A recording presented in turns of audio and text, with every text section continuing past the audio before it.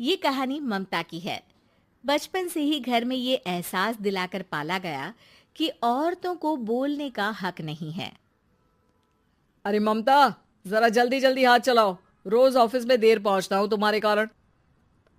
लेकिन आपका सारा खाना पैक और तैयार भी है। अरे जबान जितनी चलाती हो उतना अगर हाथ चलाती ना तो शायद घर को अच्छे से मैनेज कर पाती। क्या मतलब है? क्या नहीं मिला आपको? मोजे मोजे कौन देगा? ममता भागकर पति को मोजे देती है। वो हर किसी का ख्याल रखती, लेकिन उसके घर में रोज का रोना लगा रहता। अरे माँ, आज स्कूल में टीचर ने मुझे फीस के लिए डांटा। माँ, मुझे अच्छा नहीं लगता कि स्कूल में फीस के पैसों के लिए मुझे कोई भी बात सुनाए। अरे पर बेटा, ये तो पापा करते हैं ना, सारा ऑनलाइन। मुझे तो इसकी जानकारी भी नहीं है। हाँ हाँ, बना लो बच्चों के सामने मुझे बुरा। अरे करता तो मैं ही हूँ, माना, लेकिन मुझे कोई सपना थोड़ी ना आएगा कि बच्चों की फीस जमा करनी है। अरे बताओगी तो तुम ही ना। ममता की अब ये आदत में शुमार हो चुका था। वो हमेशा हर बात के लिए खुद को ही दोषी मानती। एक दिन वो पड़ोस की दोस्त से कहती है, समझ नहीं आता यार, मैं इतनी डम कैसे हो सकती हूँ। बात तो सही भी है ना। अब पति बेचारा नौकरी करे, पैसे कमाए, या फिर ये देखे कि बच्चों की फीस का वक्त है। क्या करूँ यार। पता नहीं, मेरे पति तो सारा काम खुद ही करते हैं। वो तो कहते हैं कि तुम थक जाती होगी, सारा दिन घर बाहर बच्चे। तो अच्छा, ऐसे भी पति होते हैं क्या? अरे क्या बात कर रही है? भाई साहब कभी तुझे किसी बात के लिए सुनाते नहीं? किसने कहा नहीं सुनाते? अरे ये पति चीज ही ऐसी होती है कि बिना पत्नी को सुनाए उन्हें चैन की नींद कहाँ आती है। तो तू भी परेशान रहती होगी कि कैसे, क्या, कब भूल गई। अरे वो तो मुझे बस इस बात के लिए ताना देते हैं कि मैं वक्त पर खाना क्यों नहीं खाती या पार्लर जाकर अपनी साज सज्जा क्यों नहीं करवाती। पड़ोसन बोल ही रही होती है कि ममता के बेटे की आवाज आती है। अरे माँ, क्या हो गया? लग नहीं रहा कि आज आप मुझे पानी भी देगी। अरे कब से खाने के लिए वेट कर रहा हूँ। अरे यार, मैं चलती हूँ। बेटा खाने के लिए वेट कर रहा है, मैंने उसे खाना भी नहीं दिया। अरे 12वीं में पहुंच चुका है तुम्हारा बेटा, उसे बोलो खुद पानी लिया करे। मैंने तो अपने बच्चों को काम करना सिखाया है। अरे यार, खुद की भी तो कोई लाइफ है। माना जब नहीं कर सकते थे तो किया, लेकिन अब इतने बड़े बच्चों की हर बात मानेंगे तो मुश्किल तो अपने को ही होगी। ममता को पड़ोसन की बात में दम तो लगता है, लेकिन करे क्या, आदत भी तो खुद ही ने डाली थी। ममता घर जाती है कि तभी बेटी आ जाती है। माँ, परसों मुझे एक शादी में जाना है। तेरी वो जो लाल वाली साड़ी है ना, उसे दे देना। मैं आज जाकर टेलर को दे दूंगी, वो उस साड़ी से सूट बना देगा। अरे नहीं नहीं तारा, वो मेरी माँ ने मुझे दी थी और उस साड़ी से मेरी काफ़ी भावनाएं जुड़ी हैं। तुमको ना मैं दूसरी साड़ी दे दूंगी। ओके, कोई बात नहीं, लेकिन आज दे ही देना पक्का। तारा माँ की साड़ी से सूट बनवाकर पार्टी में जाती है, लेकिन जब वो पार्टी से लौटती है, क्या है, मैं तो समझ ही नहीं पा रही हूँ। अरे जब वो साड़ी मांगी थी तो ये छल्ली सी साड़ी क्यों दे दी? मैं ही पागल थी जो इस साड़ी का सूट बनवा लिया मैंने। माँ, जानती भी हो कि कॉलेज में मेरी कितनी हंसी उड़ी। तभी वहां ममता का पति सुनील आ जाता है।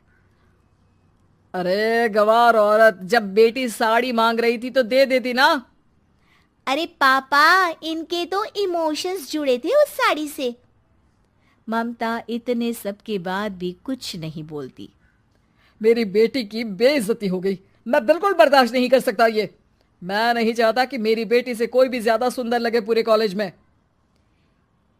जी, वो पढ़ने में तारा बिल्कुल अच्छी नहीं है, उसकी पढ़ाई पर आप ध्यान दीजिए ना। अच्छा, अब तुम मुझे बताओगी कि मुझे किस पर ध्यान देना और किस पर नहीं।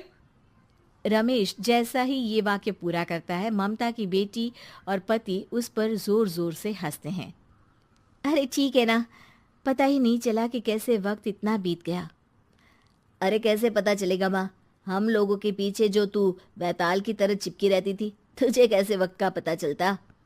ममता को पहले सास ससुर, फिर पति और बच्चों की तरफ से इस तरीके की बातें सुनकर उसका मन बहुत दुखी रहता था। एक दिन, सुनो ना, बहुत दिनों से कमर के नीचे बहुत दर्द रहता है।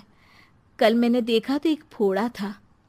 अरे ममता, एक बार अपने पति से बात करो, वो तुम्हारा फोड़ा डॉक्टर को दिखा देंगे। अरे नहीं नहीं, वो तो गुस्सा हो जाएंगे। अरे क्यों गुस्सा हो जाएंगे? तुमको दर्द है? हाँ, लेकिन वो यही बोलेंगे कि ऑफिस जाऊं या फिर तुम्हें लेकर डॉक्टर के पास। तो बेटे से ही बात कर ले। अरे वो तो मैं कर लूं, लेकिन फोड़ा है ऐसी जगह कि उसे बताते मुझे शर्म आएगी।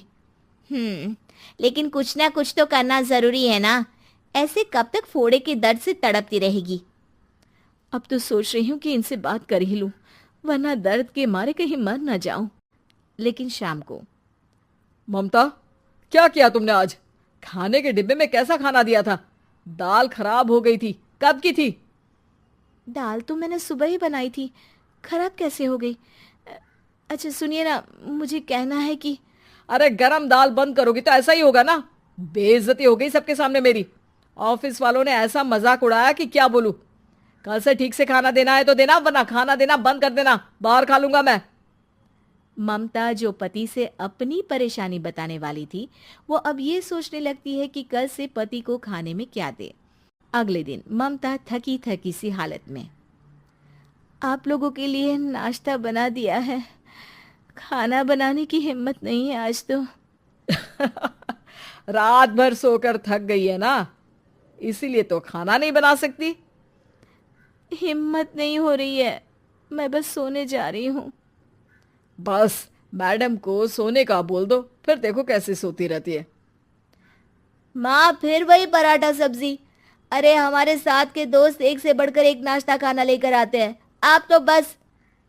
सभी घर से निकल जाते हैं, लेकिन जब शाम को बेटा घर आता है तो घर में अंधेरा रहता है।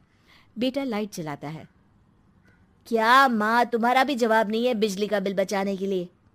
वो बोल ही रहा होता है कि सामने माँ जमीन पर लेटी मिलती है। वो उसके पास जाता है। अरे माँ, क्या हो गया माँ? तभी वहां पड़ोसन आती है। अरे बेटा, तुम्हारी माँ के पैर के पास एक फोड़ा है, जिसके कारण ये लगातार कमजोर होती जा रही थी। मैंने उसे पहले ही कहा था कि घर में बता दो, लेकिन तुम्हारी माँ किसी को तंग करना नहीं चाहती थी। तभी वहां डॉक्टर आ जाता है। अरे इनके ऑर्गन में दिक्कत है, कोई बात है जो इनके मन में खटक रही है। अरे नहीं नहीं, इसके मन में कोई बात नहीं है, कोई काम है नहीं ना इसके पास, सारा दिन बस घर में ही रहती है। देखिए, मैं तो ये नहीं जानता, लेकिन हाँ, इनके मन में हमेशा कोई बात रह जाती होगी, इसीलिए उनकी ये हालत है। अगर आप समय से नहीं ले आते तो हो सकता था कि। अरे नहीं नहीं डॉक्टर साहब, हम पूरी कोशिश करेंगे कि वो ठीक हो जाए। हम लोगों ने अपनी ही परेशानी माँ के सामने रखी, लेकिन किसी ने माँ की दिक्कत को जानने की कोशिश तक नहीं की। हाँ, मैंने भी ममता को हमेशा घरेलू जरूरत से ज्यादा काम का नहीं सोचा था। ममता को होश आता है और वो खुद को अपने बेडरूम में देखती है। वो उठने की कोशिश करती है कि माँ, अब आप नहीं उठेंगी, हम लोग है ना, हम लोग आपको पूरी तरह से खुश रखने की कोशिश करेंगे।